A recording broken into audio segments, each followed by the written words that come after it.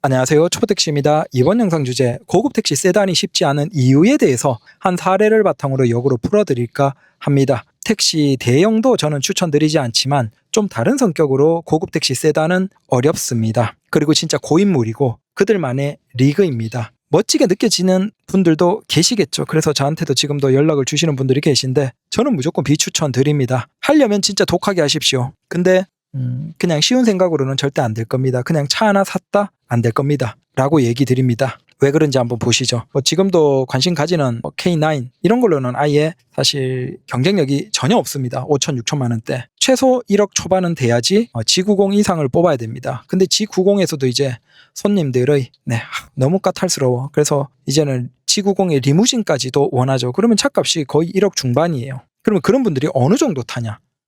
자, 이게 안 해보신 분들은 그 고급차 가지고 하루에 150, 200km만 짧게 타고 돈 수두룩하게 벌고 여유 있게 일을 하고 돈 많이 번다 이런 생각을 하시겠지만 한 사례입니다. 이분의 차가 G90이에요. 최신 모델이에요. 엔진은 3.5고 그 다음 리무진입니다. 2022년 6월식이에요. 그리고 이게 지금 매매상이 4,950만 원에 올라왔습니다. 그러면 아마 기사님이 대표차 하면서 넘긴 가격은 4천 초반 혹은 4천 초반이 안 될 수도 있습니다. 왜냐하면 이게 대형 세단은 거의 시장에 수요가 없거든요. 그래서 아마 3천 중후반에서 잘 받아봤자 4천 정도 아닐까라고 생각이 됩니다. 그러면 이게 신차가가 얼마냐? 1억 6천입니다. 부가세 빼고 1억 6천입니다. 순수하게 등치세까지 하면 거의 1억 후반이 들어간 거죠. 그러면 이걸 몇 년 타고 정리를 하셨냐? 3년 중반입니다. 22년 6월이니까 지금 딱 3년 중반 정도 타고 정리를 하신 거죠. 아마 정리를 준비한 기간까지 하면 거의 3년 하고 3달 전후 타셨다라고 보시면 됩니다. 그러니까 3년 초반 타시고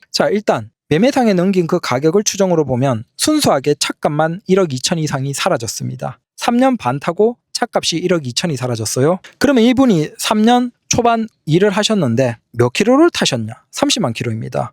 그러면 이 30만 킬로 탔으면 굉장히 많이 부지런히 타신 분이에요. 아마 제가 아는 분이 맞다라고 하면 일반 고급 블랙 기사님은 아닙니다.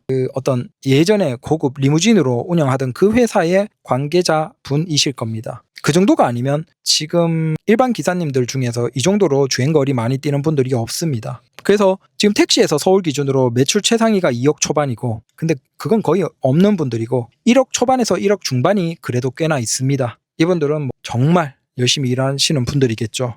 그러면 이분을 단순히 1억 초중반 매출이라고 잡더라도 보십시오. 차값이 얼마였죠? 순수하게 차값에서 1억 2천 이상이 사라졌어요. 그러면 1억 초반의 매출이라고 하더라도 사실상 1년은 공친 거죠. 맞죠? 1년은 공친 거예요. 차를 3년 초반 타고 정리를 했는데 차값만으로 1년은 공친 거죠. 그 다음 이분은 개조를 안 했어요. 순수하게 가솔린 그대로입니다. 30만 킬로 가솔린으로 탄 거예요. 그러면 연료비가 얼마일까요? 30만 나누기 대략 연비 높이 잡아줬습니다. 장거리 주행으로 많이 탔을 테니까. 하지만 차가 커서 한 5 잡고 그러면 6만 리터 6만 리터 나누기 1750원 지금 가솔린 기준으로 잡으면 대략 순수 연료비만 1억입니다. 물론 이건 좀 할인을 받고 계약을 하고 그럴 수는 있겠지만 그냥 연료비가 수 1억이에요. 그리고 여기 정비 비용이나 보험료나 그런 건 아예 일절 30만 킬로 타는 동안 넣지도 않았습니다. 그냥 단순 계산할게요. 연료비만 1억이에요. 아까 얼마 잡았죠? 한 1억 초반 매출로 잡았을 때 1년은 차값으로 공치는 거예요. 그 다음 1억을 벌었어도 또 그건 뭘로 공친다? 바로 가솔린 연료비예요. 가솔린은 택시라고 하더라도 연료비 보조가 없습니다. 그냥 자기가 다 땜빵해야 돼요. 그래서 가솔린 순수 연료비가 1억 정비 비용하면 거의 1억 3, 4천 이상 들었겠죠. 그러면 실은 고급 세단을 1억 초반을 매출을 찍더라도 3년 초반 보유하고 2년은 그냥 공친 거예요. 차값이랑 연료비로. 그러면 최소 이 차값 연료비 하면 2억 4천 5천 이상이 들어갔고 1억 초반 매출이라고 하더라도 불과 순이익으로 내가 가져갈 수 있는 기간은 고작 1년 정도인 거예요. 그럼 1년 매출이 한 1억 2천 3천일 때 그냥 1억 2천 3천을 번 거예요. 3년 초반 일을 하고 1억 2, 3천을 번 거죠. 이게 제가 고급 대형을 하지 마시라라는 겁니다. 물론 이분이 한 1억 6천에서 8천 정도까지 올리면 그러면 이제 얘기가 조금 달라져요. 그러면 첫 해에 차값 빠지더라도 한 3, 4천 남고 두 번째 해에 연료비 감안하더라도 5천, 6천 남고 그러면 첫 해, 둘째 해에서 한 7, 8천 남고 그다음 세 번째 해에 1억 8천 잡고 한 2억 초중반까지도 할 수 있습니다. 물론 여기에서 또 세금 내면 많이 빠지고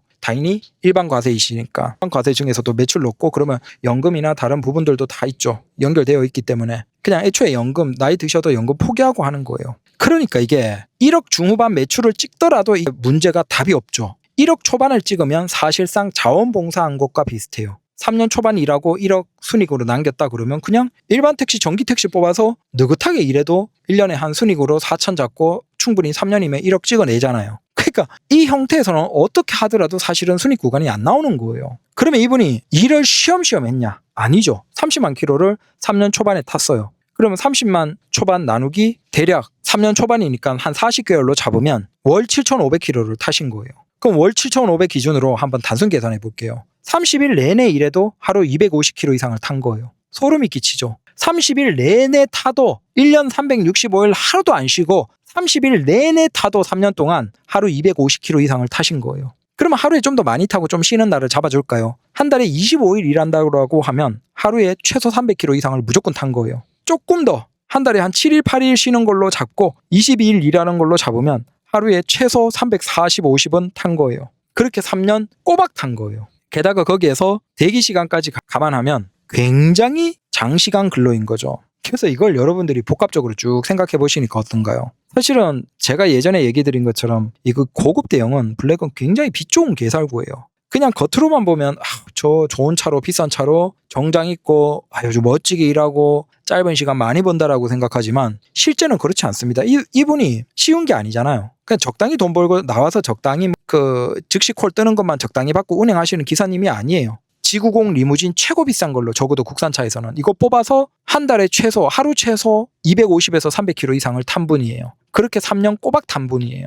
그러니까 적당히 일을 한 분이 아니에요. 절대 서울 도심에 나와서 그냥 즉시 콜 뜨는 정도로는 하루에 250, 300km 이상을 이렇게 꼬박꼬박 못 합니다. 그만큼 콜이 없어요. 즉 직접 예약 받고 직접 예약이랑 일반 즉시 콜이랑 그걸 막 섞어가면서 열심히 했거나 아니면 아예 직접 예약만 운행하신 기사님이에요. 근데 보시면 아시겠지만 사실은 한 1억 5천에서 1억 6천 정도까지 매출을 올린다 하더라도 사실상 의미가 없어요. 물론 자기의 명예나 이런 건 있겠죠. 자존감은 있겠죠. 난 그래도 좋은 차 가지고 좋은 손님, 대단한 손님들을 모시고 나는 굉장히 이 직업에 대한 자부심을 가질 수 있어요. 그건 존경합니다. 하지만 적어도 우리가 돈이라는 걸 생각해야 되는데 돈을 생각하면 사실은 메리트가 없죠. 효율이 전혀 나오지가 않아요. 아마 여러분들은 이 얘기를 들으면 야 그거 할 바에 그냥 전기택시 뽑아서 한 3천 4천 주고 전기택시 좀 편하고 괜찮은 거 뽑아서 가맹해서 하루에 한 10시간 부지런히 타면 3년 동일한 기간이 지났을 때 오히려 순이익이 더 남을 것 같은데 이런 생각이 번뜩 드시죠.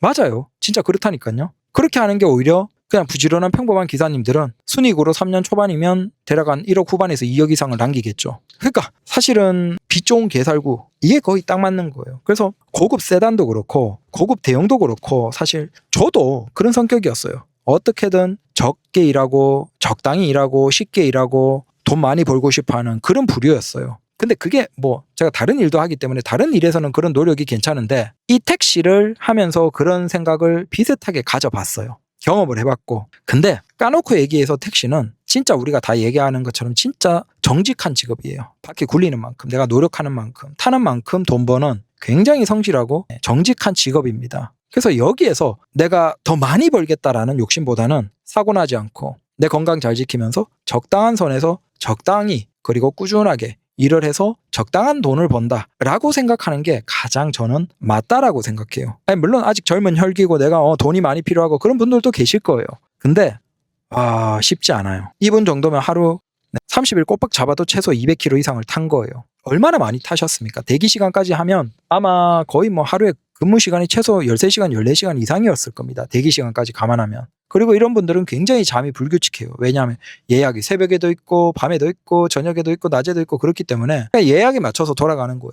그러면 집에 가서 자고 이게 안 될 것 같으면 그냥 그 근처에 주차할 수 있는 주차장에서 세워놓고 자거나 아니면 길에서 그냥 차 세워놓고 차에서 자요. 자고 시간 맞춰서 알람 맞춰놓고 일어나서 바로 모시고 공항 가고 공항에 샤워 돈 내면 잠깐 잠 붙이고 샤워할 수 있는 곳들이 있거든요. 여유 되니까 그런데 그냥 잠깐 이용하기도 하고 그런 식인 거예요. 집에 안 가고 찜질방이나 그런 것들 이용하는 거죠. 그래서 지금도 이 꿈에 부풀어서 계속 이걸 문의하는 전화가 와요. 저는 컨텐츠 삼아 아니면 뭐 노가리 털 겸 재밌죠. 전화 오시면 이런저런 얘기도 듣고 정보도 좀 컨텐츠 거리로 해서 듣고 재밌어요.